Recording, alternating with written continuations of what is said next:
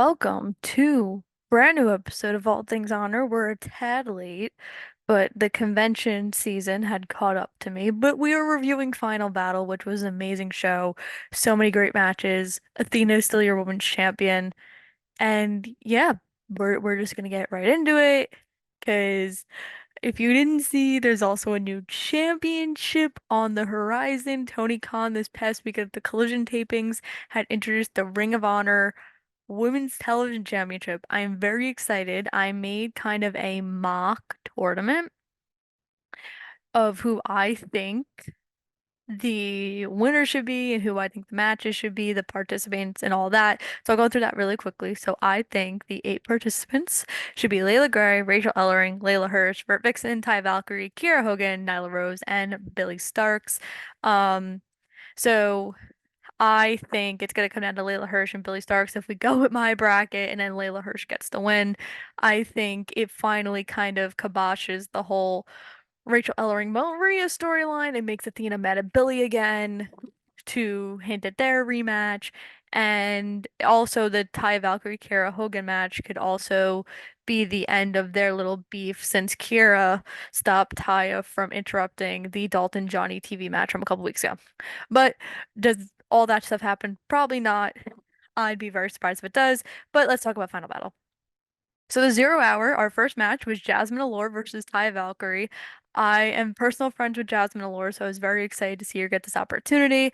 This was pretty much a squash, but it seems as if Valkyrie is kind of like a mainstay in Ring of Honor. So if she is not going, if we're not going to do like a tournament, maybe she'll be the next one to wrestle Athena. But like I said, this was a squash. Ty Valkyrie got the win. Next, we had a special treat because Marshall and Ross Von Erich wrestled the Outrunners. This was the one match that we had announced previously on the 0 Hour. And this was just a fun treat for the Texas crowd to see the Von Erichs wrestle on Ring of Honor. I would not mind seeing them wrestle more within Ring of Honor, and I know they wrestled on Rampage, so maybe there's something in the works with that. But the Von Erichs won. Kevin Von Erich came out after the match to celebrate their big win. Both of his sons. Love a touching moment. Then we had the survival of the fittest qualifying match between Brian Keith and Jack Cartwheel. And I kind of had a problem with this because on the Tony Khan media call, Tony had said that the final participant was going to get announced on TV. Then he said on Thursday on Ring of Honor that it was going to be a surprise. Then we had this qualifying match.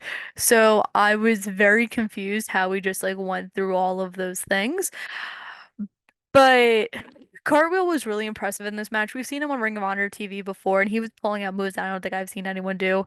Unfortunately, it wasn't good enough. Keith took his opportunity and got the huge win as he advanced to the six-way. And we'll get more into this when we talk about the six-way, but I would not be shocked if Brian Keith is signed to a Ring of Honor deal because that man wrestled Orange Cassidy on Collision.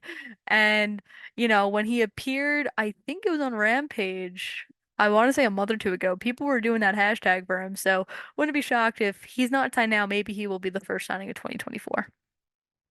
Next, we had a Tony Khan promo. I was shocked they showed this because usually he does this for every live show, but they never show it. But he thanked the crowd. He also ran down Jay Briscoe's accomplishments at Final Battle because of the Fight Without Honor match, and we will get to that because they confused the hell out of me. And he introduces the next match as it's Daniel Garcia versus Blake Christian, and obviously this was just Kimmy's rights because Daniel Garcia, love that man. So this, in my opinion, was the best match on 0 Hour. Not saying that just because Daniel was in it. The crowd was invested in this match, and it was the only match on 0 Hour that got it. This is awesome chant. I am shocked we have not seen Christian Ring of Honor a little bit more because I thought it was rumored that he was signed. I know he's doing a lot with GCW right now, but still a little shocked. So I get it. Garcia gets the win as he heads into his next match for the Continental Classic against Kingston that he lost. Very depressing times. Speaking of Kingston, we get a promo from him after this, and Tony Khan puts over the last match between Garcia and Christian. Kingston asks Tony Khan why he's not on the show. He explains because the Continental Classic. Anthony Henry interrupts next for a shot at Kingston on the show. This match is announced as a Proving Grounds match, which we often see on Ring of Honor TV. And if Anthony Henry wins, he will face the winner of the Continental Classic. I was very adamant about this. I was not happy that the world title was not defended on the show, especially because Final Battle is Ring of Honor's biggest show of the year. And that to me is a slap in the face that you do not even have the world title defended on the show. But again, I'm not Tony Khan. I'm not booking this. But, we got to see Kingston wrestle, so it is really just all about the small victories for this. Next, moved on to the main show. And we opened up. I didn't think we were gonna open up this way. I thought we were gonna open up with the six-way for the TV title, but we had Vikingo versus Black Taurus. This was really good. I was shocked that Taurus dominated most of this match because he was like going all out for this. Vikingo brought the fight, but Taurus obviously is a bigger person, stronger than Vikingo, so that definitely showed throughout the match. And Vikingo retained. I did not expect Vikingo to lose, especially not on a AAA show. Next, we had the six-man tag team championships. It was the Gates of Agony and Brian Cage versus TMDK. I had very low expectations for this match, but I was very shocked. This match had to be the longest match the champions had in Ring of Honor, which is a good thing. TMDK it showed out on the show, and I hope to see them more often in Ring of Honor. I know we saw them for Forbidden Door Week, but again, wouldn't mind seeing them a little bit more often. The question next is who's going to be the ones to dethrone the champions, and I know a lot of people were raving about that match on Rampage with Action Andretti and Top Flight versus Vikingo Commander, and I think Penta. So I would not be shocked if maybe one of them were the next to challenge, or maybe the trios titles, because it seems that we've forgotten about those, and now we've risen and remembered, because I know that Top Flight and Action are challenging for them this weekend. But yeah, they retained. Whoopee. Next, we got the I Quit match. Oh my God, this was so fun. So I love the fact that Mark Sterling had a matching suit for Nice's gear, and Sterling did not want to be handcuffed to the post. Mark Henry came out to make sure that the stipulation was adhered to, because if you guys know, Tony Khan made sure that Mark Sterling was handcuffed to that post for the entire match. This match was really fun. Nice begged Bobby Cruz for the keys at multiple points during the match, and Bobby just did it towards the middle slash end of the match. It was a 2-on-1 assault, and then out of nowhere, Scorpio Sky, your Men of the Year, finally back because we finally found something to do with Scorpio Sky. And he comes out and saves Ethan Page, and Page gets the win. He chokes out Nice with the handcuffs. And after this match, Sky, Henry, and Page all celebrated. So this was really fun. I know that they are looking for tag team gold. So I don't know if that means that we finally found a solution for the Ring of Honor Tag Team Championship situation, or maybe they're going to go after Starks and Big Bill. I know that with Kenny Omega's current situation, that the match at World's End is kind of in question right now, or it's more or less not happening unless Chris Jericho can find our tag team partner. So I guess we'll see. Next, we had Nyla Rose versus Vert Vixen. I'm very we're still friends with Vert Vixen, so this was just a Kimmy Rights show altogether. This was a squash match. Yay, Nyla Rose. Next, we had the survival of the fittest finals for the vacant. Everyone is texting me right now. Oh my God. Everyone needs to shut up. Next, we had the survival of the fittest finals for the vacant Ring of Honor Television Championship. So it was really funny. So Fletcher had this gear, right? And it was red, and he also had like this paint on his chest, and it kind of looked like it was like like the darker makeup that Sky Blue had, like the drip of the black. It kind of looked like it was a tribute to Sky Blue. And I was like, wow, look at love a couple. Um, this match ruled. All six men got the opportunity to shine throughout the match. Castle getting eliminated early was really shocking because I think everybody had him winning this match. But, it was just to continue the ongoing storyline with Johnny TV because he was the one who cost him. But it is also very, very adamant for me to tell you that Dalton Cast's shoulder was up. Ref didn't see it. Got screwed. The final two came down to Fletcher and Commander, and that was a crazy dynamic to watch. Go watch this match, and I'm sure Don Callis is happy that someone in the family is finally a champion because Kyle Fletcher won. Like I said, I really didn't expect Kyle to win. I would have been fine with anyone in this match winning, but I think we all kind of assumed it was going to be Dalton. But yeah, I'm excited that we're gonna have someone show up every week. That's a win. So next we had the Pure Rules match with Wheeler Yuta and Tom Lawler, and we all know how I feel about Pure Rules. Boring. But I was happy Lawler got the opportunity to be on the Ring of Honor pay-per-view. Like I said, these matches are not my style, but I was impressed because Lawler really isn't used to this style of wrestling, and he was able to hold his own against Yuta. There was no way Yuta was going to lose the title as he retained and rep the BCC fairly well. After the match was over, Yuta beat down Lawler and Hook came out to make the save, but Yuta hit him with a low blow.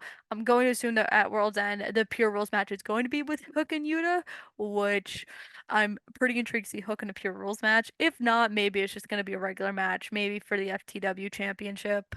But that's all in Tony Khan's hands. I'm just here to assure you that Hook and Yuta is probably going to happen at World's End. Next, we had Shane Taylor versus Keith Lee. And to be honest, I really didn't like this match. Maybe because like this show is also very long. Like that's something I have to tell you. This show ran till 12:30 in the morning, and those were on the scrum. Scrum didn't end till 3.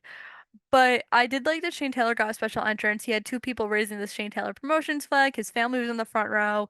Both of these men pulled out all the stops in this match, and this was basically the definition of big men slapping meat. There was a cool ass spot with the Canadian Destroyer off the top rope. It was insane. And even Moriarty was not able to stop Keith Lee as Lee just tossed him right out of the ring.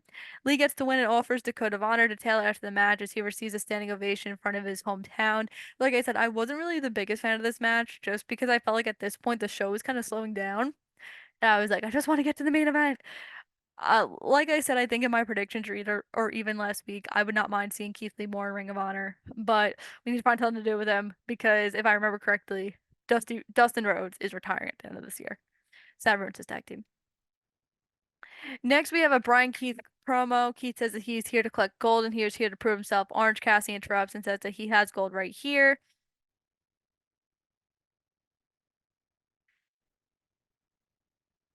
That he has gold right here to collect and he challenges him to a match on Collision.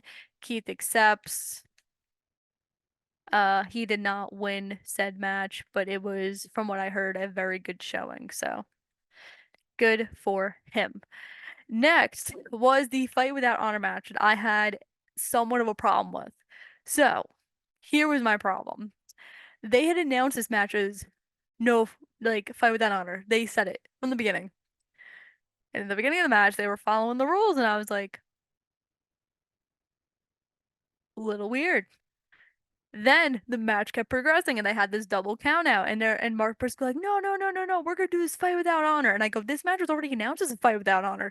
You're like 10 minutes late to the party, buddy. So I was really confused that they did that. And when I was talking to Ruby Soho at the convention this past weekend, she has said the same thing. But besides all that, at the beginning of the match, Harwood went up to somebody in the crowd and called them out for being on their phone. That was very funny. He got a lot of heat for it, but I laughed. Like I said, one of the things that confused me, this was already a Fight Without Honor match, and they were like, yeah, no, we'll just forget we ever announced that. Regardless, this was everything you could have expected. Tributes to Jay, thumbtacks on tables, barbed wire ladders, forks, chairs, and more. Mark gets the win while using the J driver as fans throw streamers in the ring, just like the classic Ring of Honor days. FTR and Mark celebrate big as they amazingly tribute Jay Briscoe. This was good. I was just really confused because, like I said, this was announced as a Fight Without Honor match already, you know? So next we had the Proving Grounds match between Eddie Kingston and Anthony Henry. Like I said, yay, we got our champion on the show. Kingston dominated most of this match, and then Garcia came out to confront Kingston, but sadly he lost, which sucked. But hopefully he'll get his big win next week against Brody King. So, and here we go, the main event. Oh my God. So, let's just say a woman's wrestling chant mere seconds after the bell began. That's history, folks. I was shocked to see that Starks was bleeding. This is why I had originally thought that this was going to be a Fight Without Honor match. It added to the story, and we talk about Dina's broken nose. She had a mask on, and it looked so cool because she had like this neon green face paint underneath, and it looked like the mask was glowing. It looked sick. I was like, oh my God. Um, I really don't think I have enough words to describe this match. This was the longest women's match in Ring of Honor history, totaling to 28 and a half minutes. Athena proved in this match why she is the Women's Wrestler of the Year, and I am not going to hear any doubts about it. It is her year. It is not Rhea's. She wrestled more than Rhea, okay? It is a Women's Wrestler of the Year. It is not a Character of the Year, and that's a fact. She was dominant in the right places while also having Billy have her shine. The spot with Lexi reluctantly giving the title to Athena so she could hit Starks with it was gold, and it added to that dynamic of them being the minions.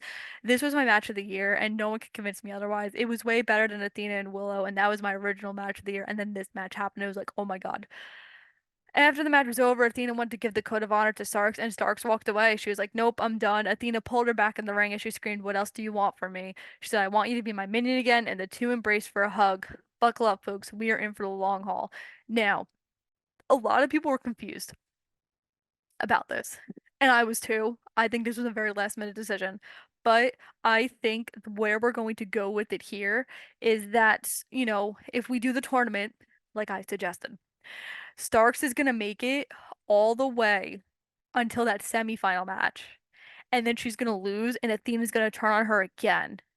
And instead of Starks doing it, it's going to be Athena. Like, see, you couldn't even beat me. You tried to show that you were the tough guy, and now you can't get the job done. And it sets up for another match.